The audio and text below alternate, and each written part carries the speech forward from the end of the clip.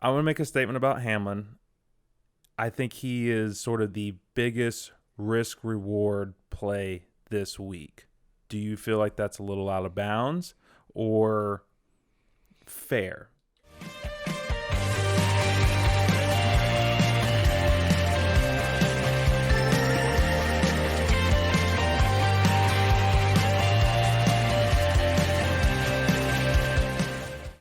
Hey everyone, and welcome back to the DK Garage. I'm Jeremy. And I'm Joe.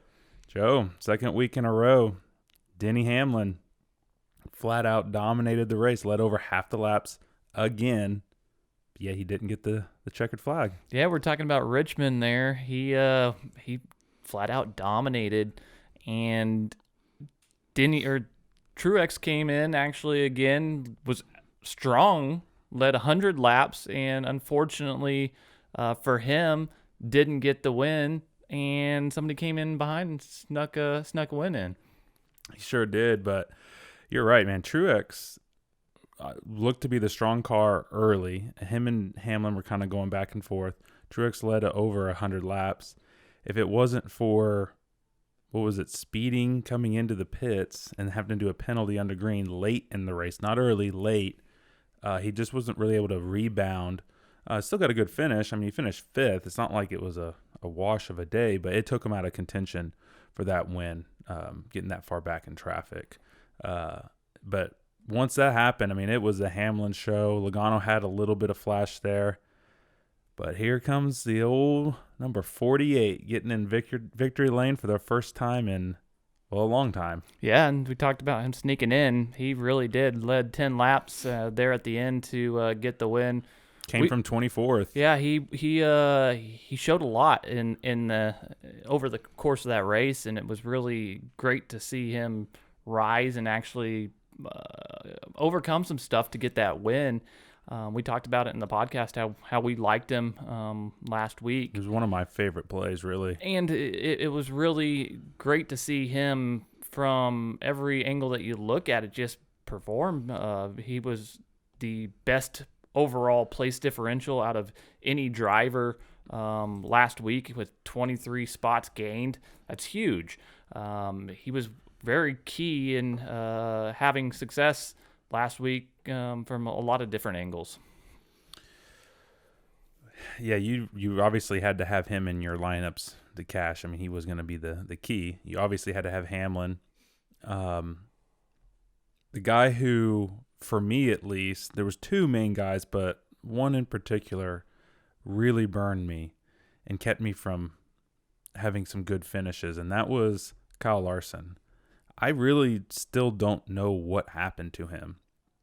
He started up front, I think it was sixth, was kind of hanging out up front for the first little stint, and I don't know if it was I can't remember if it was green flag pit stops that got him out of sequence. Something, he came into the pits. I remember what it was. They had to put a packer in one of the springs because the car wasn't handling right for him. Put him back in traffic, and he was running essentially 20th or worse the whole race until the end. He made up a few spots. Yeah, absolutely killed my lineups. Yeah, he finished 18th, but negative 12 in place differential doesn't get it done. No performance points. He did not lead any laps like we thought he might. We thought he had been one of the top 2-3 fastest cars all season. We expected on a long green flag run for him to be able to get some consistency there with the fastest laps, and it just never materialized. He never was able to get the performance that we were anticipating. The race really kind of played out the way we talked about it. The strategy that we implied, it worked great. Mm-hmm. Just making sure that you had diversity based on the exposure that you had. Some people might have had more success than others. Unfortunately, a lot of people, Larson was probably very instrumental in the way that they built their lineups. Chase Elliott, another one. Not Truex, Brad Keselowski. And all of this information really, whenever you're dissecting it, opens your eyes to how the race really played out and transpired from multiple angles. And we put it together in a visual format so you can see place differential, who's got the better or best car that day versus who didn't have a great run that specific day as well. Performance points guys that reached different value levels. We put it together in a nice review for you every week following the race day, available on our Patreon. So definitely something that is worth checking out. Reviewing the information a lot easier and helps you kind of get a better picture of what transpired. Well, and to kind of play off of that, overall, I made about half my money back because most of my bigger lineups where I had a lot of the right guys, I didn't have many Hamlin Truex combos, I think is what it really came out to. And so that really hurt me. I had a lot of Hamlin, Larson, and even those cash, but because we already talked about it, Larson didn't do very well. So if I just looked at my lineups and said, well, I didn't do that good because I only made about half the money back, and that's true. But I'm looking at what the optimal lineup was. We talked about all these guys in a positive light. We liked Truex. We really liked Hamlin. I loved Alex Bowman. You were on him too. Not quite as much, but you liked him as well. And then we were on Suarez. We even were reluctantly on Stenhouse starting where he was starting, and somehow he still made the optimal. And Corey LaJoy, we were on him because it was the obvious best PD upside play on the slate for a guy like that. So we really were on all of these 6 guys who made the optimal, just didn't quite get the right combo in the end. Yeah, that's ultimately how it all plays out, is having the right combination, and it's hard to make it stick every week. It's a practice. This is 36 weeks that we've got to get it right, and not every week's a home run, but like you said, we were all over the main pieces that were required there. So hopefully people that were following along had a couple wins that were better than us. Yeah, and someone that I don't really know where you landed on him in your final lineups, but a guy I actually used quite a bit and who was really running good, and he had a good track history, who just had the unfortunate, I think it was either the tire, I think it was the tire blew, and he wrecked and had a bad finish, but that was Harvick. He was running up there good. I think he was several times near the top 5. He wasn't leading the race by any means, but he was starting to look a little bit more Harvick-like. And in the end, it just had a NASCAR incident where, you can't do much about a tire going out in the corner at a track like Richmond. Bad things they're going to happen. So even being on him and having that result, I'm not mad about it. Those things happen. One thing that I am a little upset about was Buescher flat out let us down. We were pretty high on him. I don't know where you kind of ended up on Buescher. He was a little risky starting 12th, but he's run really good this year. Negative 13 place differential. Just that was another one that was kind of like a dagger in most of my lineups. Yeah, I wasn't really super high on Buescher. I had him in a handful of lineups. Kevin Harvick, another guy we talked about, I liked him a little bit more. I had probably about 20% of my lineups had some Harvick in it, and it looked okay there throughout most of the day, and ended up with the worst place differential whenever you have an accident towards the end, minus 15 in that PD section. It hurt, but it wasn't like I had a whole bunch of them, so it wasn't the end of my day by any means. Yeah, someone that I normally like playing, and I only had just the way he came out in our projections, he didn't end up in very many lineups. I did build a couple by hand with them in there. But a guy who's racing his way back into points contention in the NASCAR series, in their points, is Matty D, Mr. De Benedetto. He was running pretty well most of the day. He did get lucky or fortunate when Brad stayed out and a couple other guys were staying out. They hadn't made their green flag stops, and then the caution came out. I don't remember if that was for Harvick or not. But anyway, that got a lot of people off that pit sequence. And that he was one of the guys that was able to benefit. He finally got a top 10, and he's like 18th in the points now. Not that far out when after 3 races he was in, I think, 35th in the points. So that team is really doing good. They've had some good runs at super speedways. We've seen DiBenedetto in this car and other cars run at the front or near the front. So I think Matty D is needs to be back on a lot of people's list as being a viable driver again. Yeah, exactly. He's somebody that is on the radar. Somebody else that put himself on the radar right at the right time, I think, is Eric Almirola. He had a great run last week and really, really needed it. He was top 3, with 1 or 2 laps to go. Right, yeah. So he ended up finishing 6th, which is huge when he started 22nd. He had 16 spots gained. Huge for his run towards the playoffs. That he's really going to need a win, I think. But if he can have great consistent form like he did this past week, run into this coming race at Talladega and have a great performance, it could build some momentum from another team that really needs it, that was really hurting throughout the first few races. I think if he can hit a stride right now at Talladega, it could do a lot for him. Oh, and we'll get into that, but he's been really good, and we haven't decided on our dark horse pick, and maybe he doesn't even qualify as good as his stats are at these types of race, but he'd be an early front runner in my opinion. What we've seen from our breakdown of Talladega so far, he's up there. But before we get into any of that, any other drivers that you think that we need to touch on before we go? I mean, we've talked about a lot of the big dogs, but we're at the point now in that season where we should be seeing some things from these guys, these teams, that will really foreshadow the next 20 races, and let's say 18 races or so before, as we start getting into the playoffs. This is where we'll see that cream kind of rise to the top. Who are some drivers that kind of stood out to you at Richmond? Was there anyone that you're like, there it is, that's where it's at, or I didn't really like what I've been seeing from him lately? Yeah, there's a lot of ways we could go with that. There's a lot of ways we could go with that, but somebody that we haven't talked about throughout this whole thing, this whole last few minutes, is Brad Keselowski. He started at the top of the DraftKings salary board. He had great history. He had place differential to gain because he started 20th. He found his way to the lead. He did find it, and it was all strategy, and it ended up biting them.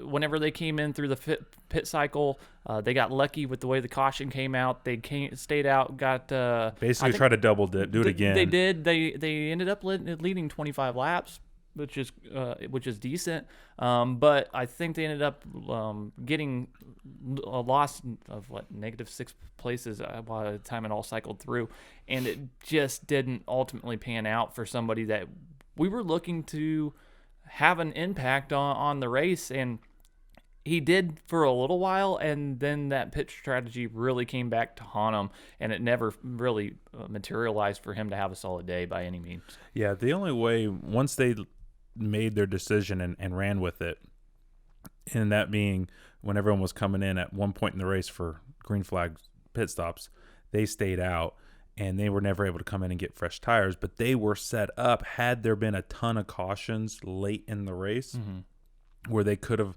maybe gone in and got an extra set over someone, it could have been huge. But it's a pretty big gamble at Richmond here lately. When we talked about it in the podcast, hardly any cautions for wrecks, or any incidents. There's usually obviously the 2 for stages, and there's only 1 to 2 more after that on average. So a gutsy call. Sometimes it really works out for him. He did get a win that way, or not that way, but pit strategy last year, getting the Coke 600 win over Chase, who had a much better car than him. And that's kind of what you got to expect from the 2 team. They're going to make some gutsy calls, and it's going to work out for them sometimes. Sometimes it's not. A guy that I kind of wanted to talk about just a little bit, another guy we were pretty high on, didn't quite meet my expectations on what I thought we might see from him, but Christopher Bell, another top 5. He started 8th, finished 4th, almost 50 points in DraftKings. That was solid. That was a solid run from him, not just from the DraftKings perspective, but just from the race. He was up there towards the front. He didn't fade late. If anything, he moved up some. Just solid all around all day. I really like what I'm seeing from that team. I think others should be kind of worried about him moving on. Yeah, he's been so consistent, and that's really a great element whenever you're looking at what you alluded to earlier as people that are rising in the right time as we're approaching this stretch where the playoffs are imminent and he's got to win. He has this consistency too to pair with that win is going to be really impactful whenever the playoffs come around. If he can continue to improve on a couple elements and the team just continues to kill it on the pit side of the whenever they come into the pit road and just dominate that section of the race as well, man, it's going to be awesome to watch. Absolutely. And kind of touching on the pit strategy, I'm really glad that we saw this graphic during the race. And they talked about the top 10 drivers coming on and just the driver's portion of pit road, and then the crew's portion of pit road, and then the overall. Hamlin was, I believe, the best driver, top 2 at least.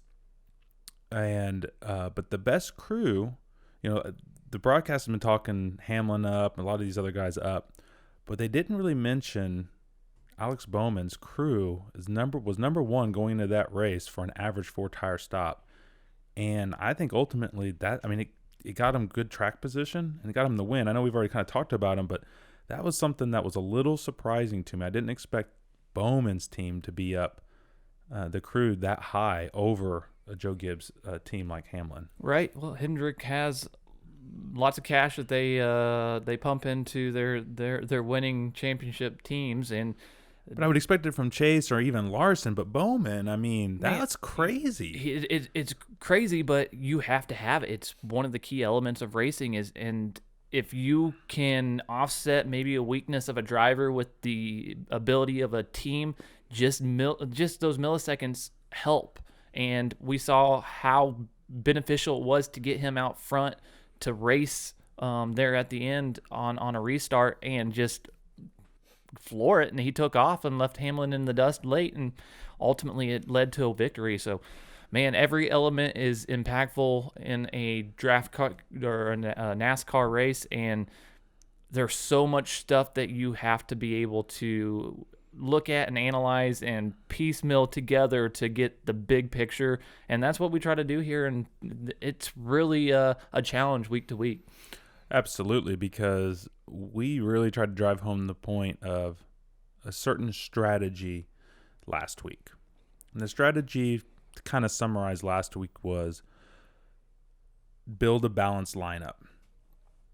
That type of race, Richmond tends to go long. Green flag runs, not a lot of cautions, not a lot of wrecks. So guys who are in the back, there's really very little opportunity for them to get good place differentials. So if you're building a lineup, you can't do a stars and scrubs kind of lineup because that's just not going to pan out. Those guys don't have the speed. But this week, strategy is completely different. This is a stack the back kind of race. So let's get into Talladega. Possibly my favorite. I already said this about Martinsville, but it's one of my favorite tracks. I love the shortest track on the circuit and the longest one.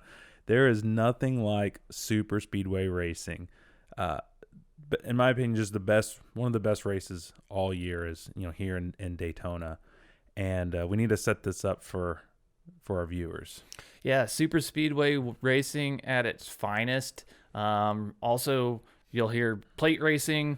It was restrictor plates for a long time to help dial down the horsepower because these cars go fast. We're talking 200 miles an hour, and we're inches apart from each other and the wall. We'll see 3-4 wide on restarts for sure. Later in the race, we'll see some 3-4 wide action, maybe some 5 wide action coming down towards the checkered flag. It's going to be exciting. Always have to be careful with the big one, which is going to be why we have this strategy that's going to be implied this week. But yeah, if you want to allude to the big one and kind of some of the other stuff that's part of super speedway racing, it's just so much fun. I love it. Well, another thing that while you were kind of explaining that and reminded me, and the only reason I'm going to bring this up is because this has affected people's finishes, and this is one of the tracks, this in Daytona, where the yellow line actually matters. So the yellow line closest to the inside of the track, you cannot go below that to advance your position. You're like, okay, that's not a big deal. I can stay in the lines. Now, when these guys are running 5 wide and you got to run and someone pushing you, you got to have somewhere to go. And we've seen it. I think it was at this track last year. I believe Matty D finished second, but had gone below the yellow line or was forced below, but they said it was more him that went there more voluntarily. And so he didn't get to keep that position. So we cannot build lineups based on that because we don't know if someone's going to get affected by it, but that will have an effect on this race. So I just kind of want to point that out. But as far as the way the structure of the race goes, it is a 500-mile race. But here, because the track is 2.66 miles, we only have 188 laps. So that's only 131.6 performance points. And because everyone's bunched up, running inches apart, it's draft racing. You know, they're all drafting each other. Fastest laps here are so spread out amongst everybody. There's no one who's going to be the fast car here. We may see a high lap leader. That can happen. But even then, we don't normally see someone just dominate this race. And even if they do, there's only 131 points for that. So not likely. You're not trying to build lineups that way. Stages are 60 for the first stage, 60 for the second, and 68 for the final stage. And the last time we were here in the playoffs last year, Denny Hamlin was the winner. Yeah, so you mentioned that there's not a lot of performance points available, if you will, because of the I guess amount of fastest laps that will be dispersed throughout the field. So whenever we were talking about strategy, the stack the back seems to be the way to approach it because place differential will be key if we do see an accident. And you mean when? Yeah, pretty much how it is summarized is when we see an accident, those guys that are running typically in the middle of the field are the most impacted.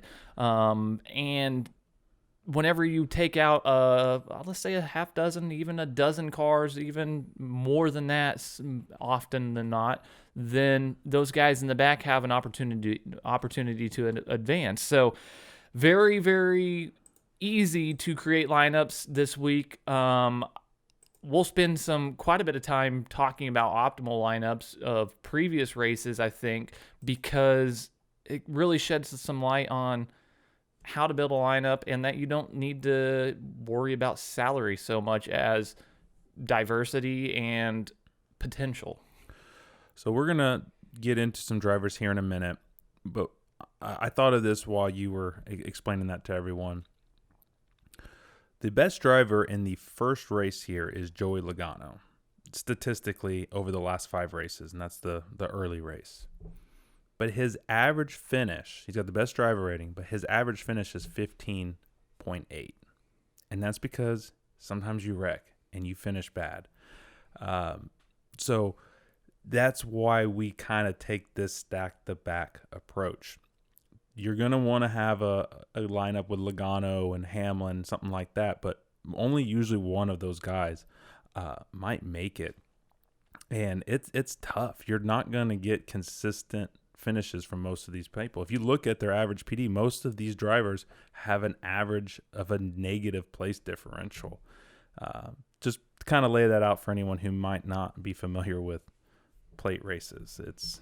It gets wild. It does get chaotic, and having the ability to understand that, hey, something can happen at any point just to shake up everything. It's bound to happen. It's not a matter of if, it's a matter of when. And we don't feel comfortable projecting this race.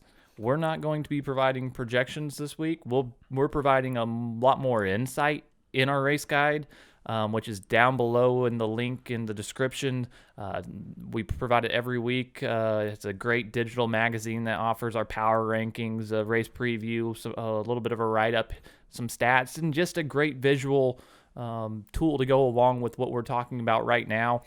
This week, instead of putting in projections, what we've done is given them a breakdown of optimal lineups and how and who has been a part of that and how we can kind of view that data and help build stuff this week. Yeah, we looked at the last 6 Talladega races, and we pulled the optimal lineups for each of those. So the average starting position of one of the 6 drivers over the last total 6 optimal lineups, the average starting position is 22.5. And if it means anything, the average finishing positions among those 6 optimal lineups is 5.81. It just tells us this is a place differential race. You're not going to get it like you did last week with Hamlin getting 130 points. You need him and then just guys to have decent days, and you'll hit a little bit of cash. That's not how this race plays out. The other thing is the average salary of each driver is only $7,440. And if you start looking at what the total salary is for the lineup, if we look at the most recent one, last year, Denny Hamlin won.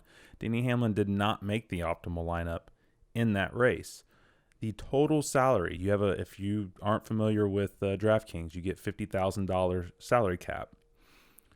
Most races, like Richmond, things like that, you're getting as close to that 50K as possible. You're not leaving a lot of money on the table. A couple $100, maybe at most 1,000, but you're trying to maximize it. Here, last year, $41,300. That's insane for someone who consistently plays NASCAR to leave that much salary on the table.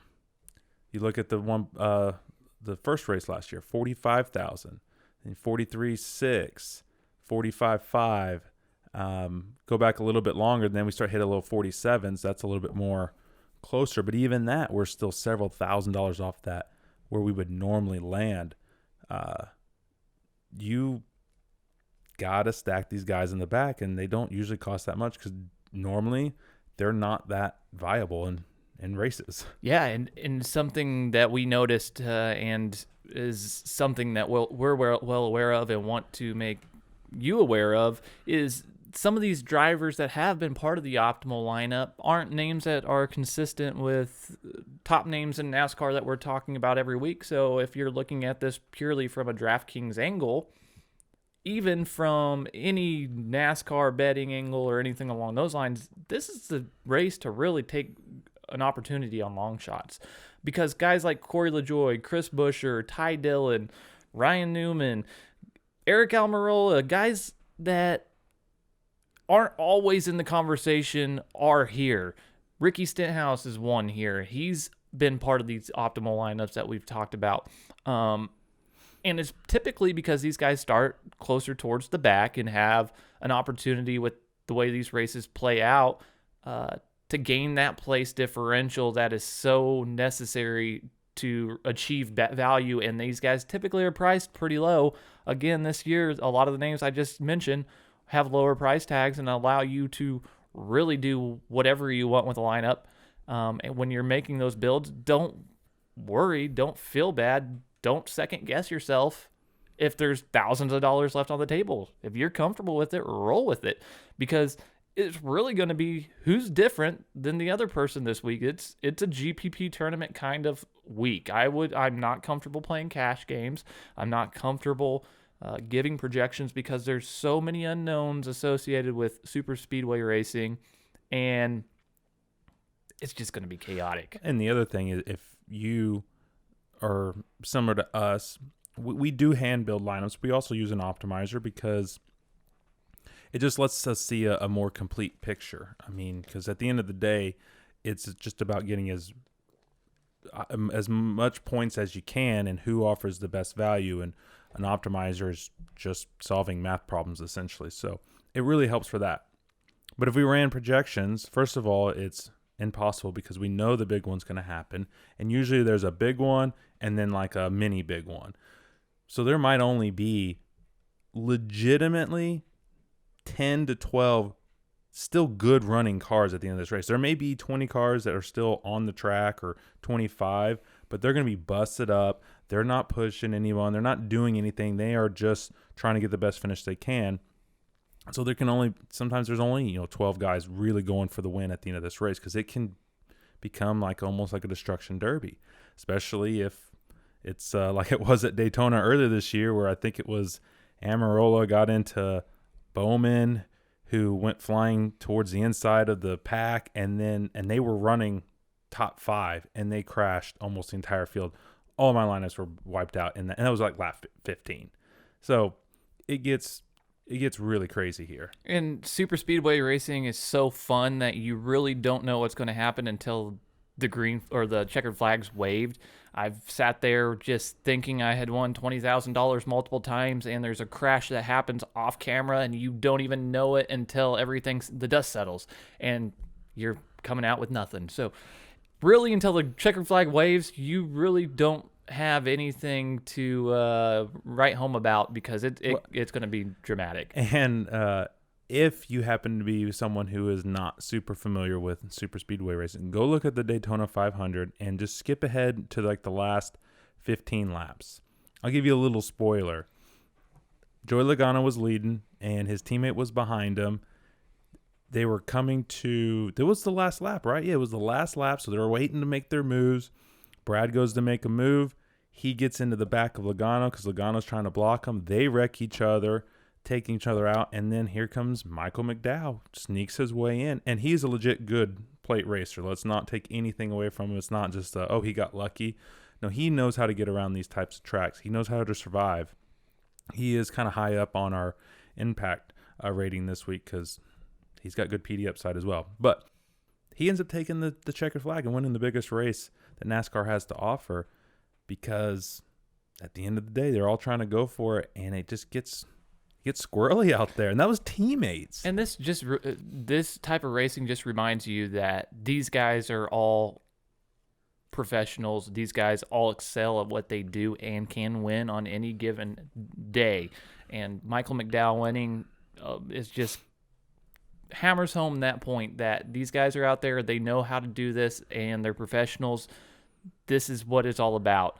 I think we should probably get into some of the drivers, and I think starting off with Denny Hamlin is probably where we should jump off and start, because starting on the pole and with the consistency that he's had this year, this could be an opportunity for him to take that car that he's had that's been really, really fast, starting on the pole, and just being able to potentially lead half the laps again. Is that a possibility, do you think? Or are we looking at some regression? Hamlin is tough this week because he is, if we just look at super speedways overall, driver rating, he ranks out 5th. Joey Logano would actually be a number 1. We'll get to him in a second. But if we're just looking at from 2019 to this year, so it would include this Daytona 500, the last 9 super speedway races, Denny Hamlin has 3 wins, and he has 7 out of 9 top 5s. He knows, and his average finish in those 9 races is 8.9. So far ahead of anyone close to him. If we're looking at Logano, who we already said was driver rating wise the number 1 guy, his average finish is 16.9. If there is a guy that could do it and stay out front and survive this race, it would be Denny Hamlin. I do like him a lot. He has been the fastest car all year consistently. I think, what's his top 10 streak at now? It's got to be, I think he's only missed it once. And I think in that race he finished 11th that he didn't hit it. So, he's having an insanely good run this year. It worries me starting first. That's a lot of risk if he does get clipped by somebody and finishes in the 30s. Yeah, he hasn't had that uh-oh moment that we can put our finger on yet. Could it come at a super speedway where starting first and having that uh-oh moment could put you in the back of the field where I think some of these cars might prefer it for a while? He could ride back in the back for most of this race with his teammates. And Joe Gibbs' team is known for dropping to the back and hanging out till later in the race. Exactly, kind of what I'm getting at. So if that happens and he's just hanging out in the back and not getting the performance points that you would need for him to pay his value and he finishes sixth, then it really doesn't do you any good, because that's going to be something that's going to be very difficult to overcome, that guys in the further back in the pack have a easier path to value. Oh, absolutely. But if they were to implement that strategy, I think that would make him the safest of the sort of top tier, more expensive guys to put in your lineups, because I don't see Logano, I don't see Brad dropping to the back and letting other guys lead. That's just not their style. So I want to make a statement about Hamlin. I think he is sort of the biggest risk-reward play this week. Do you feel like that's a little out of bounds or fair? I would say him or Logano, I think, offer that. I think based on performance this year alone, agree with you. The thing that I'm looking at is the strategy, which you kind of alluded to, where Logano starting second.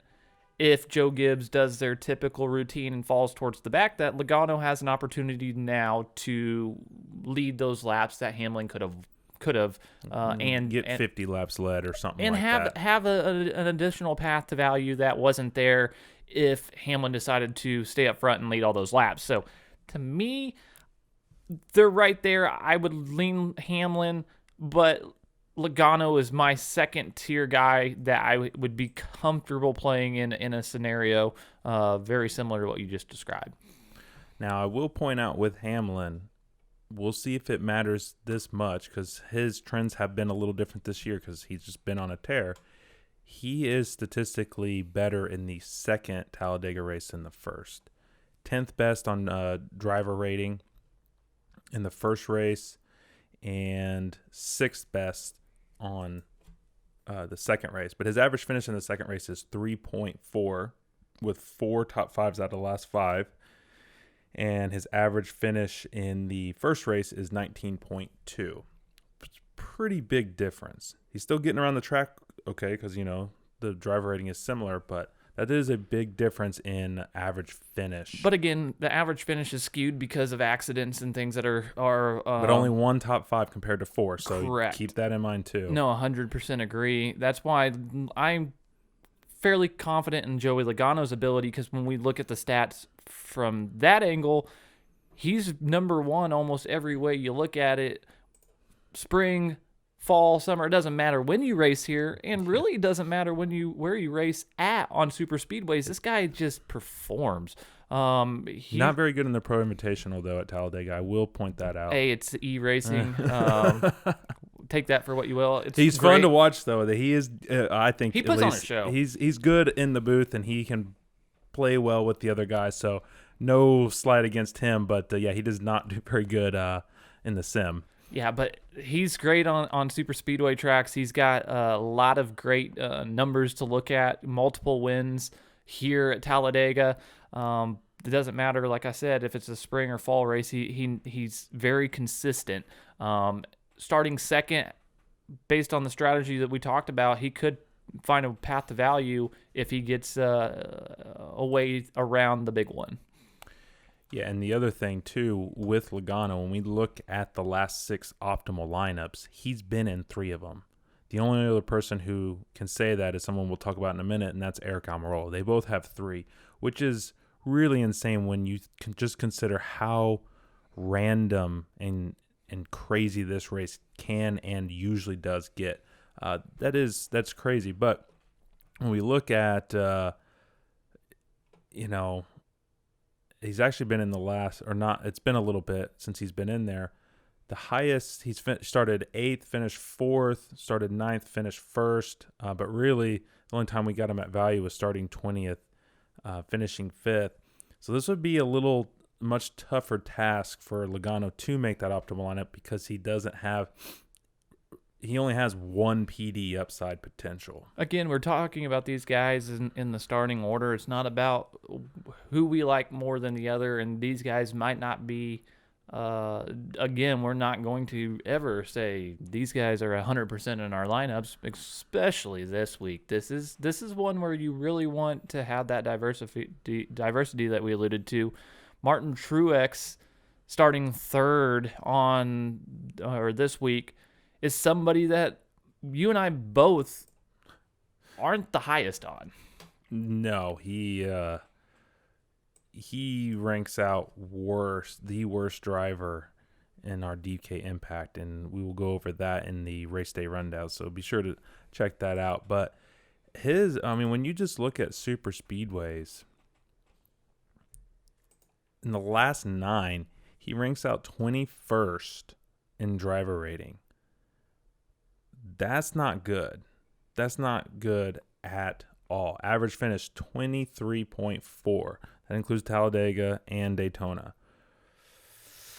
Let's see, where is he at? He's got 1 top 5, 1 top 10, 1 top 15. So everything else, besides one race, everything else has been worse than 15th for Truex. It's been pretty ugly from a super speedway standpoint for Truex, and it's something that this year I don't know if it's on their radar to really improve upon since this is the last year of this configuration.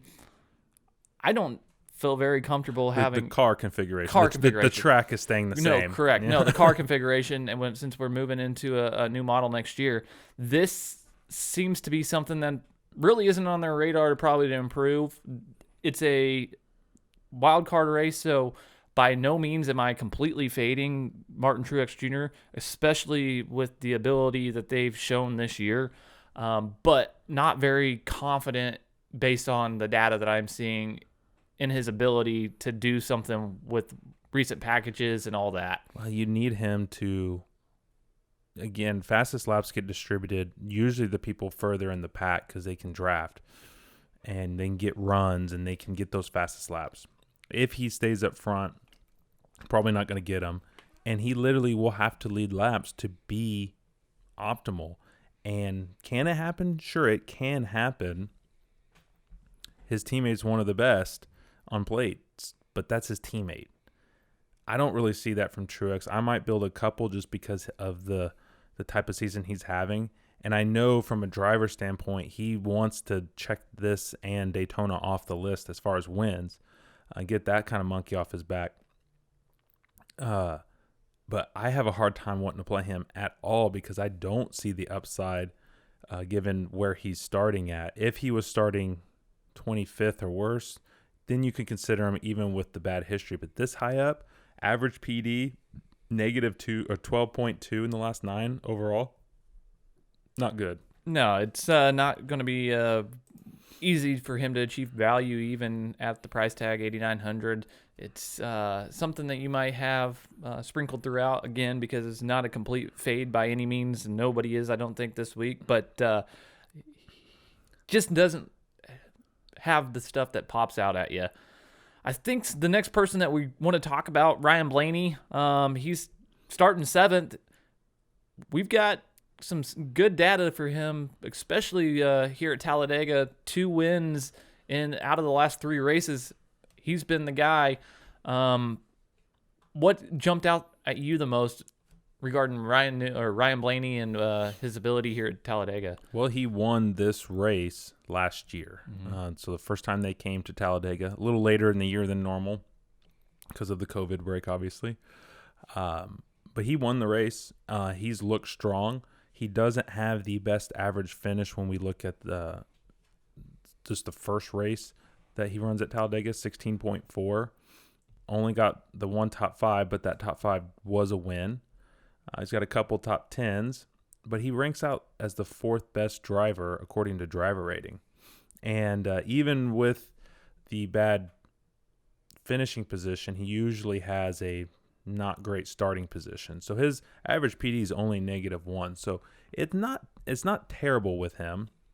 But we flip over to the last 5 at the second race.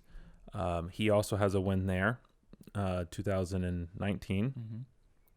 Again, he just has the win, so he's got a top 5 and a top 10 from that. But that's it beyond that. But he ranks out as the 3rd best driver according to driver rating. But still, average finish of 16.8. I like Blaney this week. You got to play him because he's solidified himself as a solid plate racer or super speedway racer. But starting 7th, I am a little weary about, just a little hesitant. Just that's starting pretty high. I mean, if we want to flip over at the optimals, just real quick, if you look at the last 6, and they're starting between 1st and 10th, only 5 drivers out of the last 6 races here have come from that starting position. Blaney could make it a 6th driver, but that's the lowest out of the next 4 groupings, which would be 11 to 20, 21 to 30, and then 31st to last. Somebody I want to talk about that falls into that same category is his teammate Brad Keselowski, starting 10th. He falls right in that same mix where he's kind of in an awkward spot with the price tag and the starting position. We've both given him a 6 on our impact, and you alluded to that kind of being how we feel he'll have an impact on the race. He starts a little bit further back, but just doesn't have a great path to value, and he's in that awkward spot where things could get dicey real quick. Well, he's the most expensive guy on the DraftKings salary board this week, but he is a 5-time winner here. So he has not just experience, but he has successful experience here. And at Daytona, too. He's run well there in the past as well. But starting 10th, he doesn't offer a ton of PD upside. And with that kind of... I mean, the thing is we don't have to worry so much about the price tag because we're not trying to max out the salary. We know it's going to be less, but you still need him to be of value. That's tough at 10th. It could happen. And I will be playing Brad this week because Penske has shown just great speed. I mean, Logano is legitimately, statistically, the best guy here recently. That's his teammate. So, yeah, why wouldn't you want to play some Brad this week? But I am still, with that high of a starting spot, it does make it a little tough to want to just cram them into a ton of lineups. Somebody we talked about briefly earlier that's kind of showing more recent success is Eric Almirola. He's got great numbers here, starting 14th, on the edge of being able to potentially find a route to value with place differential if he has a great day.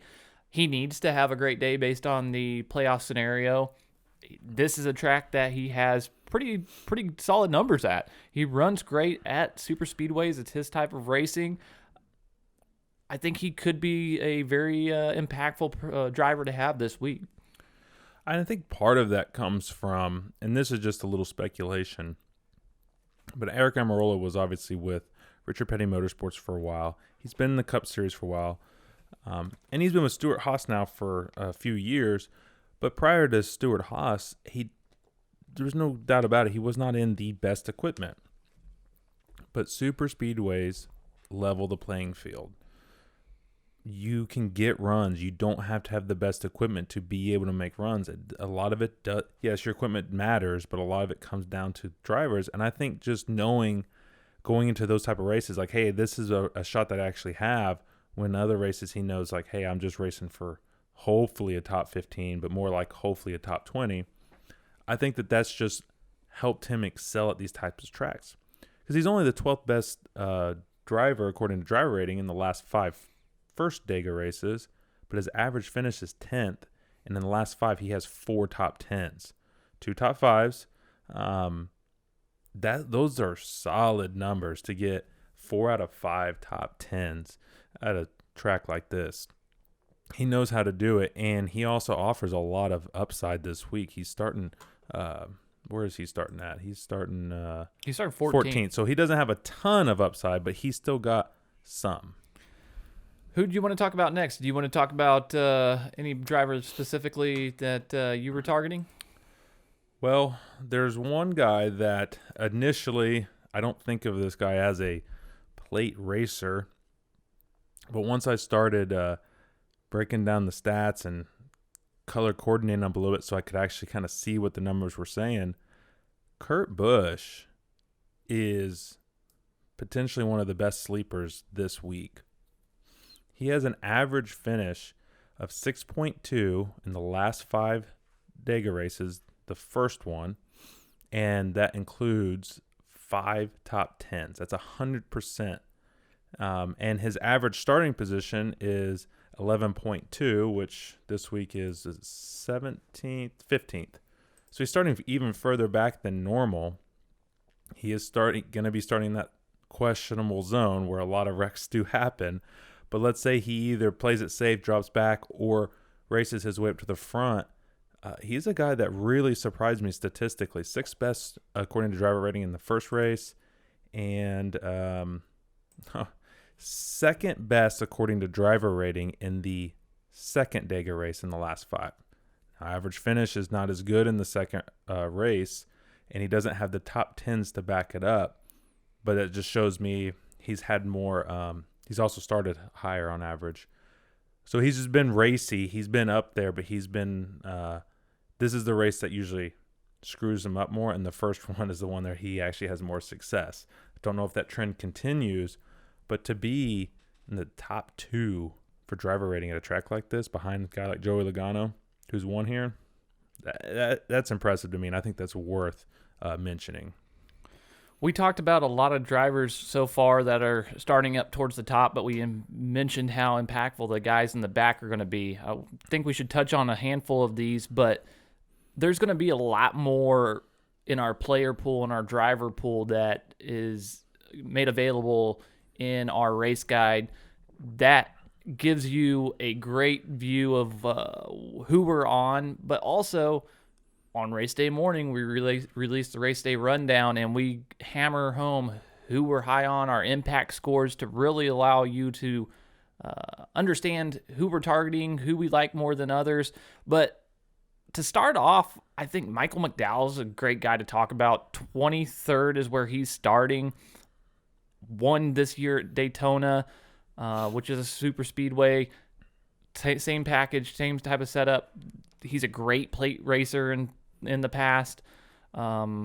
He's kind of regressed towards the mean, which we expected. Does that kind of transpire? Do you think he's able to race towards the front again? I think he's a great play because of where he's at. The mix just kind of lends to where he was last year, where he was the number 1 valued driver over the course of the season, if you believe it or not. Oh, yeah. He was – anyone who was consistently playing DraftKings last year, they better have known that Michael McDowell was doing good, because he was one of the top values, like you said. He was just consistent, but he was also starting fairly far back. They did, for the good part of the year after COVID happened, they did the random draw kind of based on points, so he got screwed in that a lot of times, but that was good for us because a lot of PD upside. And we're getting the same thing here this week with 23rd starting position. He's a guy who can legitimately finish top 10, and it's not even that much of a shocker if you really pay attention to these types of races. And the other thing too, I think these types of teams, the non-elite teams, the teams that have maximum funding, all the best equipment, the Joe Gibbs, the Hendrick, these teams that are more of those mid-pack kind of guys, they know the tracks that they're good at. They know the tracks that their drivers are good at. And I got to imagine they're going to be bringing, if not, they probably can't bring the race-winning car, because I think that one goes to the Hall of Fame or something. But I would imagine that they're going to be bringing their best super speedway car. It'll be trimmed out. They'll have the best aero that they've probably had on any car all year, besides maybe the 500. They're going to have a great motor in it, I'm sure. They're going to put a lot of effort into this kind of race, because they know they're already in the playoffs because they've won, or more than likely will make the playoffs unless there's a bunch more winners. But they're going to want to try to get another win, get some more money coming in, get an extra 5 playoff points, maybe try to get past that first round of the playoffs. That would be huge for the team to make it in that second round. So I would imagine a guy with a team like Mike McDowell has, they're going to come with some great equipment, and he's worth fitting into your lineups. I think the next guy that really comes to mind to me whenever you talk plate racing or super speedway action is Ryan Newman. Oh, yeah. He's always in the mix. He seems to be just enjoy this style of racing. He's bold. He makes the moves when it matters. He's knows how to keep his car clean and out of the big one at every super speedway racetrack, it seems, and finds a way to be at the end when it matters. And we've seen it multiple times, racing for the win. Didn't get it at Daytona a couple years ago and ended up in the hospital. Super Still Speedway. finished like 7th, though, because he waited to the very end to wreck. But he was going for the win when that Exactly. happened. He was there. He's been there multiple times here at Talladega. Somebody starting 28th that could have a huge impact on this race. And it fits the strategy and the mold perfectly. Yeah, this is the type of guy that you're looking for. You want these guys starting really below 25. I mean, you can play guys above that too, but that's where you're really looking for, okay, who are the best drivers, best equipment who are starting below here? Well, you're going to look at guys like Corey LaJoie, Ryan Newman, Cole Custer, Ryan Preece. Those are the guys with the most experience in the best equipment starting the furthest back. And out of those that I just mentioned, a few of them are good. LaJoie is really good. Preece is really good. But Ryan Newman is just great. I mean, he's made 2 optimals out of the last 6 here at Talladega. That's really difficult to do. This is just his kind of race. He knows how to survive. He's hard to pass, sometimes too hard to pass, and that ends up costing him because somebody will wreck him. He was in a good spot at the 500, and it didn't pan out. I don't remember off the top of my head why it didn't pan out, but I remember we were both high on him because of the stats that he had, and I know it didn't work out, but that's not the norm. Normally it does. In my opinion, Ryan Newman is probably as close to a lock as there is this week, and of course, there's never a lock in NASCAR.